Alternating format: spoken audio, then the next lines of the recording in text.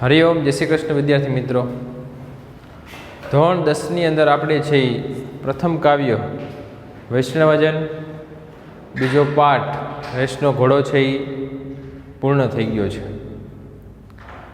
જે વિદ્યાર્થી મિત્રોને ખાસ કરીને આ બંને પાઠની અંદર અથવા તો કાવ્યની અંદર અથવા તો પાઠની અંદર જો કોઈને કાંઈ તકલીફ પડી હોય અથવા તો સમજવામાં કાંઈ ભૂલ થઈ હોય અથવા તો ન સમજાતું હોય તો મને છે ગમે ત્યાં રિંગ કરી શકો છો. આપણે છે એ બંને પાઠ છે એ શાંતિથી એકદમ છે એ સમજવાના છે, પણ કેવી રીતે પાઠ્યપુસ્તક આપેલું છે તેમની અંદર વાંચન સતત કરતા રહેવું, બરાબર છે, એટલે ખબર પડી જશે. વિડીયો તો આપણી પાસે છે જ, અને છતાંય કંઈ ન સમજાય તો માર્ગદર્શન સેમિનાર માટે તમે અહીંયા આવો 10-15 મિનિટ, એ સમયગાળામાં તમારે છે એ સમજી લેવાનું છે, બરાબર છે. હવે આપણે છે આગળ આપણા પાઠ્યપુસ્તકની અંદર વાત કરીએ તો ત્રીજું કાવ્ય દીકરી કાવ્ય છે એ ભણવાનું છે. દીકરી કાવ્યના કવિ અશોક ચાવડા બેદિલ છે. અશોક ચાવડા બેદિલ એમનું તખલુસ છે, એટલે કે એનું ઉપનામ છે. અશોક પિતાંબર ચાવડા તેમનું પૂર્ણ નામ છે. તેમનું વતન સુરેન્દ્રનગર જિલ્લાનું મંડળાસર ગામ છે. એ પણ છે એ આપણે પૂછી શકીએ બોર્ડની અંદર કે અશોક ચાવડાનું વતન છે એ કયું હતું અથવા તો કયું છે. પગરવ તળાવમાં તેમના ગઝલ સંગ્રહ છે. આ બંને છે તે, અને પગરવ તળાવ રહ્યું તેમાંથી જ આ કાવ્ય છે એ લેવામાં આવેલું છે. ડાળખીથી સાવ છૂટા, પ્રતિબદ્ધ, એ પણ એમના કવિતાનો સંગ્રહ છે. સાહિત્ય અકાદમી દિલ્હી યુવા પુરસ્કાર અને ગુજરાત સાહિત્ય અકાદમીના યુવા ગૌરવ પુરસ્કાર દ્વારા પુરસ્કૃત થયા છે, એટલે કે એમને એ ઇનામ મળેલા છે, એમના એવોર્ડ છે એ મળેલા છે. આમ તો સાહિત્યમાં છે ઘણા બધા એવોર્ડ છે મળતા હોય છે. સૌથી મોટો આપણે કીધું છે ભારતીય જ્ઞાનપીઠ પુરસ્કાર એવોર્ડ, બરાબર છે, જે ગુજરાતી સાહિત્યમાં 4 વ્યક્તિઓને મળેલો છે. અશોક ચાવડાએ ખૂબ જ સરસ અહીંયા છે એ રજૂઆત કરેલી છે. કોઈ પણ વ્યક્તિ, કોઈ પણ કવિ છે એ ગઝલ નામ સાંભળે એટલે હંમેશા પ્રેમની જ વાત યાદ આવે છે, અથવા તો બે પ્રિય પાત્રો હોય તેમની જ છે એ વાત આવતી હોય છે. ગઝલ એમના માટેનો પર્યાય છે, બીજો શબ્દ છે.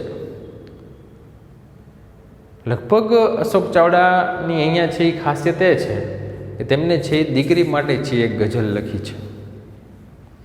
બહુ ઓછા કવિ એવા છે કે જેમને દીકરી માટે છે ગઝલ છે એ લખેલી હોય, બરાબર છે. શું કહે છે અશોક ચાવડા પોતાની દીકરી માટે? સ્વર્ગની એક એક દેવીની ઝલકમાં દીકરી છે, સુખડ ચંદનને કુમકુમના તિલકમાં દીકરી. ઝલક એટલે કે શોભા, બરાબર છે. સ્વર્ગની એક એક દેવીની ઝલકમાં, જે સ્વર્ગ છે આપણું, એમની અંદર ઘણા બધા છે માતાજી વસે છે. એમાં આપણી એવી એક લોકવાયકા છે. આ લોકવાયકા શું કહેવા માગે છે કે બધા જ માતાજી, આપણે જેને આપણા ઈષ્ટદેવ હોય, આપણા માતાજી હોય, આપણા કુળદેવી હોય, બરાબર છે, જેને આપણે છે માનથી સન્માનથી બોલાવતા હોઈએ છીએ, એમના દર્શન કરતા હોઈએ છીએ. સ્વર્ગની એક એક દેવીની ઝલકમાં દીકરી, કે મને છે મારી દીકરીની ઝલક બધી જ દેવીઓના સ્વરૂપમાં જોવા મળે છે. એટલે કે કાંઈ મારી દીકરી છે એ કાંઈ નાની સૂની નથી, અથવા તો એ એક એવી આમ એને છે એ તમારું આંકલન છે એ ઓછું નથી કરવાનું. દીકરી છે તો દીકરીની સમાનતા અહીંયા દેવીઓ સાથે કરવામાં આવી છે, તેમની તુલના દેવીઓ સાથે કરવામાં આવી છે. દીકરી છે એ સ્વર્ગની બધી જ દેવીઓની ઝલકમાં, એની શોભામાં મને છે મારી દીકરી દેખાઈ રહી છે, અશોક ચાવડા એમ કહે છે. સુખડ ચંદનને કુમકુમના તિલકમાં દીકરી, કુમકુમ એટલે કે કંકુના તિલકમાં છે એ પણ મને દીકરી છે નજરે ચડે છે. જે આપણે છે ચાંદલો કરીએ છીએ, બરાબર છે, કપાળ પર, તેમના તિલકની અંદર પણ મને દીકરી દેખાઈ રહી છે. સુખડ ચંદન, બરાબર છે, જે સુખડ આવે, ચંદન આવે, તેમનો પણ આપણે છે ચાંદલો કરીએ છીએ. પણ તે બંનેની ખાસિયત શું છે? એ હંમેશા છે એ સુખડ અને ચંદન રહ્યું એક સુગંધ પ્રસરાવે છે, સુગંધ ફેલાવે છે. એમ દીકરી પણ ખૂબ જ છે એ મારી હોશિયાર છે, એકદમ સંસ્કારી છે. એ દીકરી મારી છે તે પોતાના કાર્ય થકી સુખડ અને ચંદનની જેમ તે પણ છે સુવાસ ફેલાવવાની છે, એમ કહેવા માગે છે. સુખડ અને ચંદન આ બંને વસ્તુ છે એ ભગવાન પાસે તો હોય જ છે, ભગવાનના મંદિરોમાં તો હોય જ છે. એવી જ રીતે દીકરી પણ જ્યારે આપણા ઘરમાં હોય તો સાક્ષાત એક દેવીનો અવતાર છે, એટલે કે સાક્ષાત એક ભગવાન આપણા ઘરમાં જ છે. એમને આપણે સુખી રાખીશું, એમને આપણે છે કોઈ દિવસ દુઃખ નહીં પડવા દઈએ તો હંમેશા આપણા ઘરમાં પણ છે સુગંધ છે એ ફેલાવાની છે. કોઈ દીકરી છે એ સાસરે જાય તો એ દીકરી મટી નથી જવાની, એ દીકરી જ થઈને ત્યાં રહેવાની છે. એ ઘરની પણ એ સુગંધ ફેલાવવાની છે. કોઈ પણ ઘરમાં છે દીકરી હોય, કોઈ પણ સ્ત્રી હોય, કોઈ પણ માતા હોય, કોઈ પણ નણંદ હોય, કોઈ પણ ભાભી હોય, કોઈ પણ કાકી હોય, એ અંતે તો કોઈકની કોઈક દીકરી છે જ. એ પણ છે જે ઘરમાં જાય છે તે જ ઘરની અંદર સુખડ અને ચંદનની જેમ સુગંધ ફેલાવે જ છે.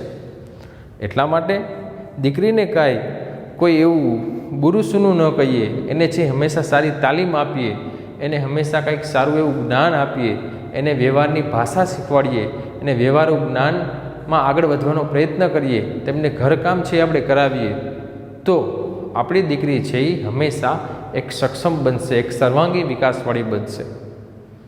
એ દીકરી છે કે પાછી પડશે નહીં. સ્નેહનું ઝરણું ફૂટે એનું જ આ પરિણામ છે, કોતરે છે કોઈ વર્ષોથી ખડકમાં દીકરી. સ્નેહનું ઝરણું, સ્નેહ એટલે કે પ્રેમ, ઝરણું એટલે કે નદી, તળાવ. આપણે છે ખ્યાલ છે કે વરસાદના મોસમની અંદર બરાબર છે ઘણા બધા ઝરણા છે એ જતા હોય છે, ખડખડાટ કરતા ખડકમાં છે એ વહેતા જતા હોય છે. કોતરે છે કોઈ વર્ષોથી ખડકમાં દીકરી. ખડક એક પથ્થર, એક ભેખડ જેને આપણે કહીએ છીએ.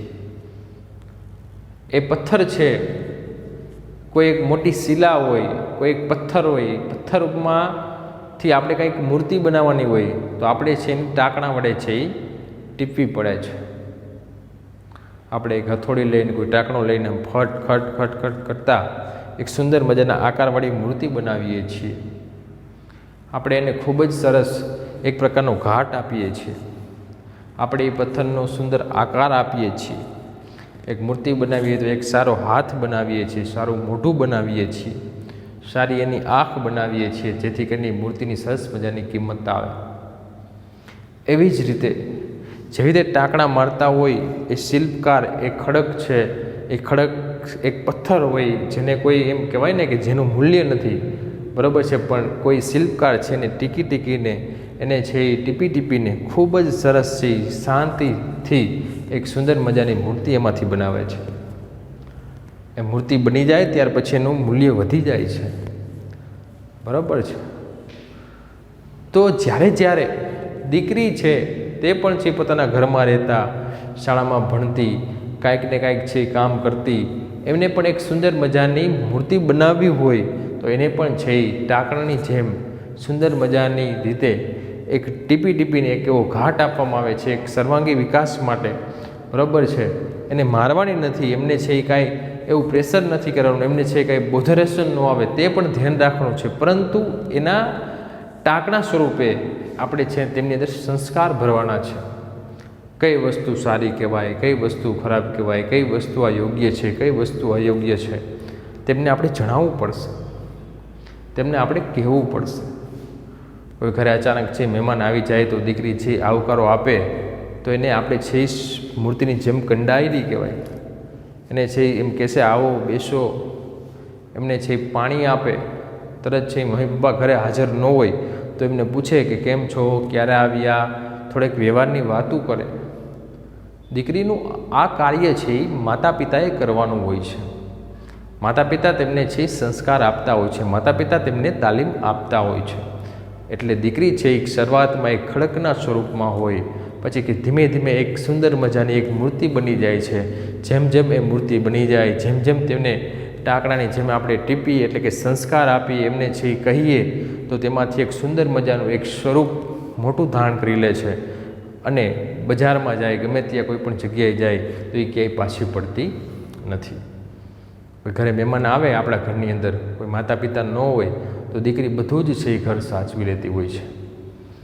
પછી અચાનક એક ગામની અંદર કે કોઈ ભેગું થાય અને એમ કહે કે ના, ફલાણા ભાઈની દીકરી તો ખૂબ જ સરસ છે હો, અમને છે આવકારો આપ્યો, અમને ચા પાણીનો આગ્રહ કર્યો, અમને છે બધું પૂછ્યું કે તમે જમીન જાઓ, તો એ એક માતા પિતાને એના ફળ સ્વરૂપે ઘણું બધું મળી જાય છે. તો આવી તાલીમ આપવી પણ જરૂરી છે દીકરીને. એટલા માટે વર્ષોથી ખડકમાં દીકરી હોય એટલે કે એને છે સરસ મજાની કોતરવી પડે છે, એને સુંદર મજાની ઘડવી પડે છે, બરાબર છે. સ્નેહનું ઝરણાની જેમ એમની અંદર ઘણી બધી લાગણીઓ છે, એ લાગણીઓ એમની પૂરી કરવી પડે છે.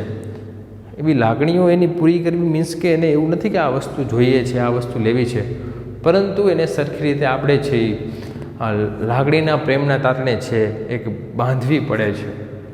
એને માનસિક રીતે ખૂબ જ સરસનું જ્ઞાન આપવું પડે છે. એમને છે કુટુંબ, કબીલા, કોણ આપણું છે, કોણ છે આપણા સગાવાલામાં કોણ કોણ છે, આપણા સગા છે, એમની ઓળખાણ કરાવવી પડે છે. એટલે એ એક પ્રકારની એની અંદર એક એવું સ્નેહનું ઝરણું રોપાય છે કે આગળ જતાં એ ખૂબ જ કામ આવે છે. એનું જ આ પરિણામ છે, એનું જ પરિણામ છે મીન્સ કે જ્યારે એક જેવી રીતે મૂર્તિ છે એ ખડકમાંથી બને, બરાબર, એવી જ રીતે દીકરી પણ ધીમે ધીમે કરતાં કરતાં પોતાનું સારું કાર્ય કરે તો એનું પરિણામ છે હંમેશા સારું આવે છે.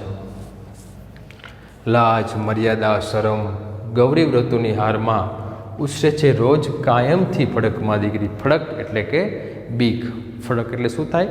બીક થાય. લાજ, મર્યાદા, શરમ, આ ત્રણેય શબ્દ છે એક પ્રકારના એકાબીજાના પર્યાય છે. લાજ રાખવી, શરમ રાખવી, મર્યાદા રાખવી. અહીંયા પ્રશ્ન બહુ વિચિત્ર છે વિદ્યાર્થી મિત્રો, કે એને શરમ કહેશું, કોને લાજ કહેશું, કે એને મર્યાદા કહેશું. હવે આગળ જતા યુગમાં ધીમે ધીમે છે ઘણો બધો છે એક પરિવર્તન યુગ આવી ગયો છે. એક પરિવર્તનની અંદર જોવા જઈએ તો ખાસ કરીને મોબાઈલ, ઇન્ટરનેટ, કોમ્પ્યુટર જેવા સાધનો, લેપટોપ જેવા સાધનોથી દીકરી છે અત્યારે ઘણો બધો અભ્યાસ કરી રહી છે. દીકરી પોતાની રીતે સ્વતંત્રતા અનુભવે છે. પહેલાં કરતાં અત્યારે દીકરીને ઘણી બધી સ્વતંત્રતા મળી ગઈ છે. ઘણી બધી દીકરીઓ સ્વતંત્રતા મળી છે, બરાબર છે, તો એમનો લાભ પણ ઉઠાવતી નથી. કોઈ એક દીકરી હોય તેમને મોબાઈલ, લેપટોપ આ તે બધું આપી દીધું હોય છતાં એમના સંસ્કારમાં કંઈ ઉણપ પણ આવતી નથી. એવી આપણી અહીંયા આપણા સૌરાષ્ટ્રમાં, આપણા ગુજરાતની દીકરીઓ છે અને એમના માતા પિતા એમને સંસ્કારથી ઘડેલી છે. શરમ એટલે શું? લાજ એટલે શું? મર્યાદા એટલે શું? દીકરી સાસરે જાય એટલે એમની છે પોતાના જેઠની મર્યાદા રાખતી હોય છે, પોતાના સસરાની મર્યાદા રાખતી હોય છે, તેમની સામે કશું બોલતી નથી. ઘણું બધું શરમ, લાજ, લાજ કાઢવી શબ્દ આપણાથી ખૂબ જ પ્રચલિત છે અને આપણે પરિચયમાં પણ છીએ કે કેને લાજ કાઢવી કહેવાય, કેને ઘૂમટ તાણો કહેવાય. લાજ કાઢવી એટલે કે સાડીનો છેડો છે આપણે મોઢા સુધી રાખવી.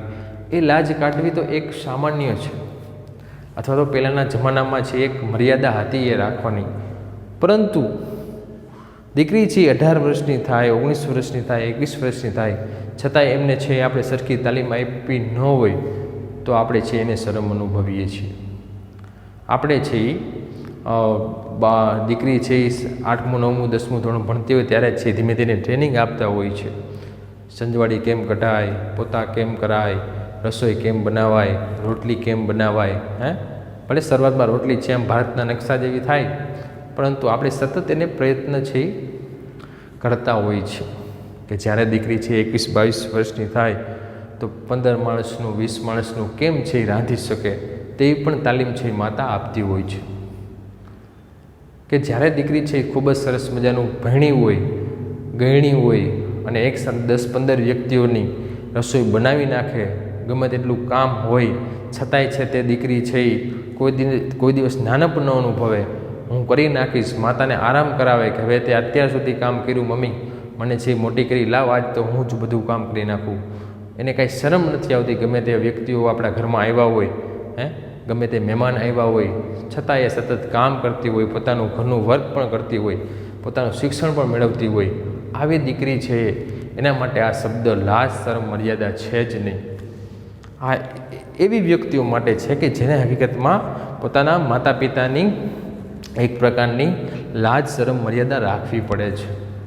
કે હું બજારમાં જઈશ, એ બજારમાં જતી વખતે મારે છે એ શું ધ્યાન રાખવું પડશે, કેવા પોશાક પહેરીશ તો મારા માતા પિતાની આબરૂ રહેશે, કેવું સરસ મજાનું છે હું બીજા સાથે અન્ય સાથે વર્તન કરીશ તો મારા પપ્પાને એમ કહેશે કે વાહ તારી દીકરી તો ખૂબ જ સરસ મજાની એકદમ છે એ એમ કહેવાય ને કે પર્સનાલિટીવાળી છે. પણ કેવી પર્સનાલિટીવાળી છે? એમની સાથે લાજ મર્યાદા શરમ હોવી જરૂરી છે. બોલાવે ચલાવે લાગણીથી, પ્રેમથી, એનામાં એક પ્રકારનું એવું વ્યક્તિત્વ છે ઊભું રહેવું જોઈએ, એક ખડું થઈ જવું જોઈએ. દીકરી છે રાતે 12 વાગે 1 વાગે છે એ બાઇક લઈને પસાર થતી હોય, રાતના આવે, બરાબર છે, તો એક પ્રકારની છે એ માતા પિતાને છે ચિંતા હોય છે, ફડક એટલે બીક હોય છે. ઉછરે છે રોજ કાયમના ફડકમાં દીકરી, ઉછરે છે રોજ કાયમ ફડકમાં દીકરી. ફડક એટલે કે આ દીકરી છે એ એક અંદર માતા પિતાના હૃદયમાં એક બીક હોય છે કે શું કરવું, કેવી રીતે કરવું. દીકરી છે એ મોટી થાય, એને છે હોસ્ટેલમાં ભણવા જવાનું હોય તો હોસ્ટેલમાં મૂકી કે ન મૂકી, માતા પિતાને એક બીક હોય. દીકરો હોય તો ચિંતા ન હોય, દીકરી ત્યાં શું કરશે, એકલી રહેશે તો કંઈ એને તકલીફ નહીં પડે ને. આપણે છે ઘરેથી દીકરી કહીને ગઈ હોય કે મમ્મી હું 8 વાગે આવી જઈશ રાતના, અને 8:05 થાય ને તો 8:05 થાય ત્યારે મમ્મીને છે યાદ આવે કે 8:05 થઈ ગઈ તો મારી દીકરી હજી ઘરે નથી પહોંચી. રાતના 1-1, 1:30 વાગે છે નવરાત્રિમાં આપણે છે મોડા આવીએ તો માતા પિતા સૂતા નથી હોતા કાંઈ, અને સતત છે એનું ધ્યાન હોય છે, અને બીક લાગતી હોય છે. અને માતા કોને કહેવાય, પિતા કોને કહેવાય? કે દીકરી છે એ 10-10 વર્ષ થઈ ગયા હોય, પરણી ગઈ હોય, એને છતાંય જ્યારે માતાને ફોન આવે, બરાબર છે, મને આમ છે તેમ છે, છતાં એને પેટમાં ભરતું હોય છે. દીકરી હંમેશા દીકરી જ રહે છે, ચાહે એવો 50 વર્ષની હોય, 40 વર્ષની હોય કે 5 વર્ષની હોય, છતાંય એના માતા પિતાને એક ફડક તો હોય જ છે કે મારી દીકરીને કાંઈ દુઃખ તો નહીં પડ્યું હોય ને, એમને કાંઈ તકલીફ તો નહીં પડી હોય. એ જ આ ફડક વસ્તુ છે. જેમના ઘરમાં દીકરીનો જન્મ થાય તેને છે ખૂબ જ છે એમનું ઘર સ્વર્ગની જેમ રહે છે. પરંતુ સાથે સાથે માતા પિતાને હંમેશા પોતાની દીકરીનું એક પ્રકારની ચિંતા સતાવતી હોય છે કે મારી દીકરીને કંઈ થાય નહીં, મારી દીકરી હંમેશા ખુશ રહે, એને સાસરું છે એ સારું મળે, એમનો પતિ છે એ સારો મળે. આવી જ કંઈક ફરક છે માતા પિતાના હૃદયમાં, એમની માતાના હૃદયમાં ખાસ વધુ છે. ગૌરી વ્રતોની હારમાં એટલે કે જે આપણે છે એ જયા પાર્વતીના વ્રત કરીએ છીએ, બરાબર છે, મોરા વ્રત રહેતા હોય છે. 7મ 8મની હવે માહોલ આવશે ત્યારે બધા વ્રતો રહેવાના આવશે. હમણાં જ જો કે હવે શરૂ થઈ જશે. આ તો એ જ વ્રતોની વાત કરી છે. જે શિરે હું હાથ ફેરવતો હવે એ હાથ દે, વિસ્તરે છે એમ સમજણના ફલકમાં દીકરી. કે હું જે શિરે છે એ હાથ ફેરવતો, કે એમની મદદ કરતો, એમને હું પ્રેમ આપતો. અશોક ચાવડા એમ કહે છે કે જ્યારે કોઈ બાળકી નાની હોય ત્યારે છે એને ખંભે બેસાડીને એને ચોકલેટ લેવા પપ્પા લઈ જતા હોય, પછી થોડીક મોટી થાય પછી બાઇકમાં આગળ બેસીને છે લઈ જતા હોય, એમને સાયકલ ઉપર બેસાડીને લઈ જતા હોય, તો કેવો અદ્ભુત નજારો હોય છે, કેવું સરસ મજાનું દ્રશ્ય હોય છે કે પહેલાં પપ્પા છે એ દીકરીની આંગળી પકડીને એમને દુકાને લઈ જાય છે. હવે દીકરી મોટી થાય છે, કંઈક ભણી ગણીને મોટી થાય છે, કંઈક સારી એવી નોકરી કરે છે, તો એ પોતાના બાઇક ઉપર પપ્પાને પાછળ બેસાડીને લઈ જાય છે, એ એમની મદદ કરે છે. હાલો પપ્પા તમારું બેંકનું કામ હોય તો પતાવી દે, હાલો પપ્પા તમારે કંઈ ખરીદી કરવી હોય તો બેસી જાઓ. અરસપરસની આ વસ્તુ છે. પ્રથમ છે એ માતા પિતા આશીર્વાદ આપે છે દીકરીને, અને પછી છે એ એમનો પણ સહારો દીકરી જ બને છે. અત્યારે દીકરી છે એ અત્યારે કોઈ એને કમ ન સમજીએ આપણે. ક્લાસ 1 અધિકારી છે દીકરીઓ હોય છે, પોલીસમાં આપણે જોવા જઈએ તો ઘણી બધી દીકરીઓ હોય છે, કોઈ બેંકમાં, કોઈ સરકારી કચેરીમાં, પોસ્ટ ઓફિસમાં, શિક્ષકની અંદર ઘણી જ બધી દીકરીઓ એવી હોય છે કે જેને પોતાનું ઘર છે એ એકદમ મજબૂત અને સશક્ત બનાવી લીધું છે. બધી જ દીકરીઓ અત્યારે છે એ કિરણ બેદી છે, બધી જ દીકરીઓ અત્યારે છે ઝાંસીની રાણી વીરાંગના, બરાબર છે. તો એ કંઈ કમ નથી.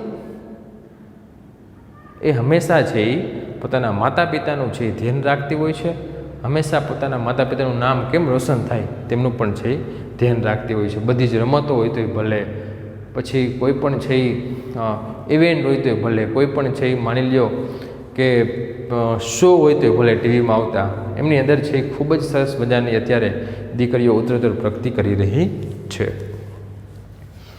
વિસ્તરે છે એમ સમજણના ફલકમાં દીકરી. ફલક એટલે કે વિસ્તાર.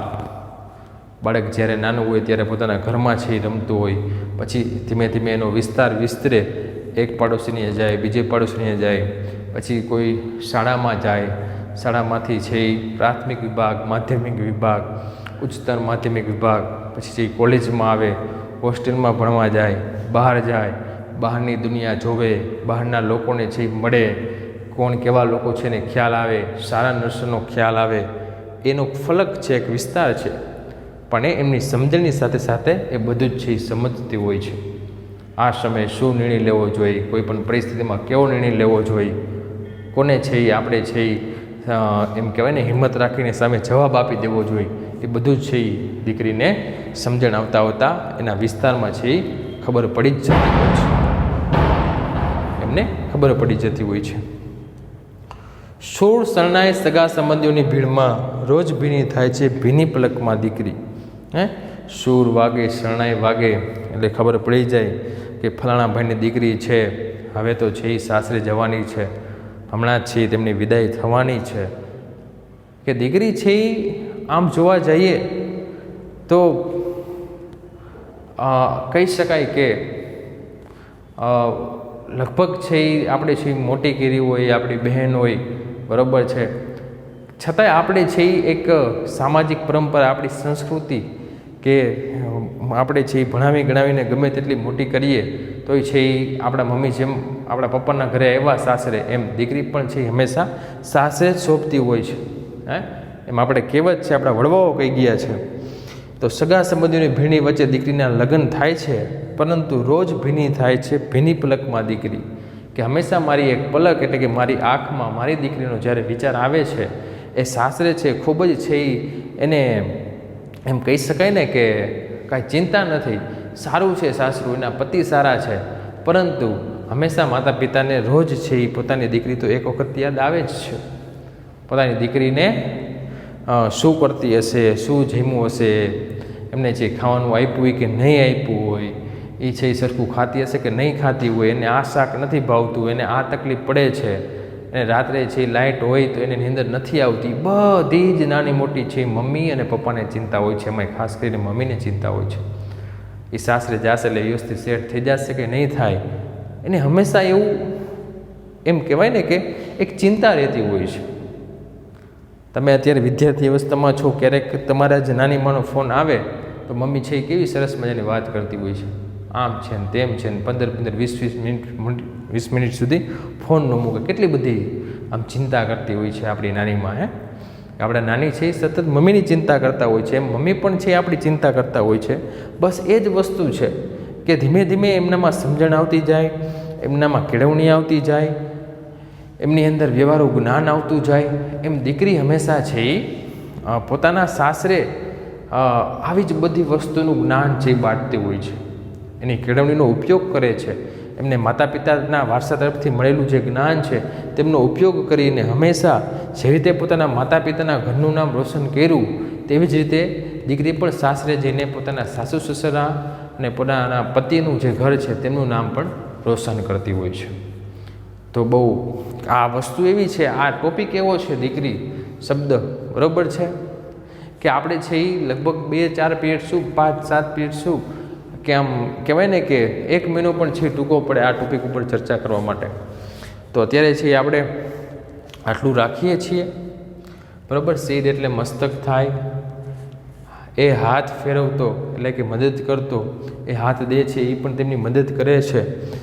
પછી વિસ્તરે છે એટલે કે વિસ્તરવું, ફલક એટલે કે એક પ્રકારનું સમજણના ફલક એટલે એક પ્રકારનું આકાશ, બરાબર છે, કે ધીમે ધીમે કરતાં કરતાં અથવા તો વિસ્તાર એમ પણ કહી શકાય, બરાબર, એક મોટો વિસ્તાર એમ. સ્નેહનું ઝરણું આ બધું જ છે, યાદ રાખવાનું છે. ખૂબ જ સરસ મજાનું આ કાવ્ય છે. છતાંય કંઈ ન સમજાય તો કાંઈ તકલીફ હોય તો મને જણાવજો, બરાબર છે. આ કાવ્ય છે એના પ્રશ્નો રહ્યા તે તમારે છે પાકી બુકમાં લખવાના છે, 2 માર્કવાળા અને મોટા પ્રશ્નો કે 3 માર્કવાળા છે તે. હવે આપણે ટૂંક સમયની અંદર ગુજરાતીનું પ્રથમ કાવ્યની ટેસ્ટ હશે, અહીંયા સ્કૂલે આવીને દેવાની હશે. પછી રેસનો ઘોડો છે તેમની પણ ટેસ્ટ દેવાની હશે. એમનું વ્યાકરણ વિભાગ છે, સમાનાર્થી વિરુદ્ધાર્થી જે સહેલું છે તે પણ વાંચી લેજો, એ પણ પૂછાશે, બરાબર છે. એક વાક્યના પ્રશ્નો પણ પૂછાશે, 2 માર્કવાળા મોટા પ્રશ્ન હોય તે પણ પૂછાઈ શકે છે. બીજો કાંઈ પ્રશ્ન હોય તો રિંગ અવશ્ય કરવી. જય શ્રી કૃષ્ણ. હરિઓમ અસ્તુ.